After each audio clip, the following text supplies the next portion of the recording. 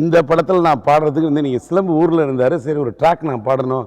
நான் என்ன சொன்னேன், சிம்பு பாடுவீங்க, சிம்பு தான் சார் இதுக்கு ஆப்ட்டு, அவர் ஊரில் இருக்கார் சார்னு சொன்னீங்க. சிம்புக்கு பதில் நான் பாடணும்னு நீங்கள் சொல்லும்போது எனக்கு வந்து ஒவ்வொருத்தருக்கும் ஒரு இது இருக்கும். சிம்பு தான் பாடினா பெட்டராக இருக்கும் நான் ஃபீல் பண்ணேன். ஆனால் நீங்கள் வந்து சரி என்னை கூப்பிட்டு ஒரு டெக்னிக்கலாக சரி ட்ராக் நீங்கள் பாடுங்க அப்புறம் முடிவு பண்ணலான்ட்டு அங்கே ட்ராக் பாடுறது சரி ஓகே ட்ராக் தானே வரும். இப்போ கூட பார்த்தீங்கன்னாக்கா நான் ஒரு எங்கே ஒரு எல்லாத்தையும் பேசிகிட்டு இருக்கேன் ப்ரோக்ராம், நான் சன் டிவியில் டாக் ஷோவில் அரட்டுறேன் எனக்கு பேசுகிறது தான் வாழ்க்கை.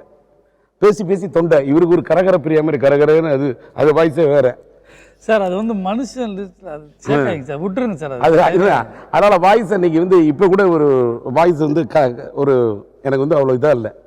பட் ஆனால் நான் அன்றைக்கும் அதே மாதிரி தான் ரொம்ப ஸ்ட்ரெயினாக இருந்தேன். நீங்கள் என்னை பாட கூப்பிட்டீங்க. எனக்கு பார்த்து பயந்துட்டேன். சிம்பு சொன்னால் நம்ப மாட்டீங்க.